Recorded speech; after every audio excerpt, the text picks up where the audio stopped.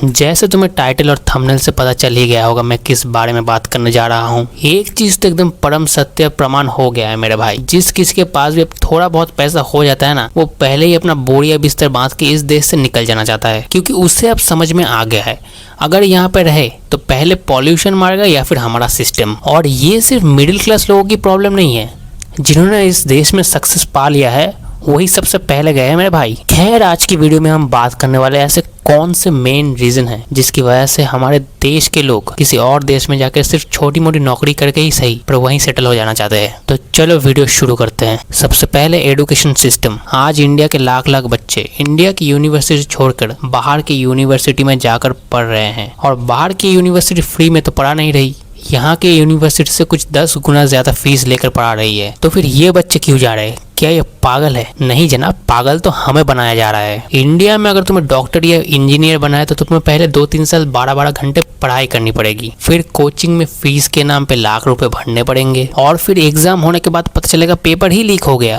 बाहर के देशों में सिर्फ एंट्रेंस एग्जाम के लिए ऐसी मारामारी नहीं होती मेरे भाई, यहाँ तो कुछ 1000 सीट के लिए 10 लाख बच्चे एग्जाम दे रहे होते हैं। ऊपर से पेरेंट्स तो जिद पकड़ के बैठ जाते हैं कि नहीं जी, हमारा बच्चा तो डॉक्टर ही बनेगा, चाहे घर बार क्यों ना बिक जाए। हमारे यहाँ आज भी 20 साल पुराने मेथड से पढ़ाया जा रहा है। जहां दुनिया एआई के पीछे भाग रही है, वहीं इंडिया में एक ढंग का इंस्टीट्यूट नहीं है जो ये सब सिखा सके बच्चों को। इसीलिए पॉलिटिशियंस और बिजनेसमैन के बच्चे सब अब्रॉड में जाके पढ़ रहे हैं। एयर क्वालिटी और पॉल्यूशन। बाहर से जितने भी लोग इंडिया विजिट करने आते हैं वो सब इंडिया में आके एक ही चीज दिखाते हैं, यहाँ पे कितना ज्यादा कचरा है, और कुछ कुछ तो आके साफ भी कर जाते हैं। इससे हमें शर्म से डूब जाना चाहिए। और यहाँ पे गवर्नमेंट की गलती नहीं है, अगर कुछ भले लोग उस जगह को साफ भी कर दे तो ये फिर से जाके वहाँ पे कचरा करके आएंगे। और मुझे गवर्नमेंट से एक ही शिकायत है, आप बड़े बड़े एडवर्टाइजमेंट तो करते हो कि स्वच्छ भारत, पर रोड्स पे एक भी डस्टबिन क्यों नहीं दिखाई पड़ता? मैं जहाँ पे रहता हूँ वहाँ पे 10 किलोमीटर के आसपास बचपन से मुझे डस्टबिन नहीं दिखा। अगर एक भी डस्टबिन आपके आसपास नहीं हो तो आदमी कूड़ा फेंके कहाँ? अब इस देश के लोग से तो आप ये उम्मीद कर नहीं सकते कि ये लोग कूड़ा अपने घर पर कैरी करके लेके जाएंगे। अगर वो हो जाता तो मैं यहाँ पे वीडियो नहीं बनाता। और एयर क्वालिटी, ओ हो,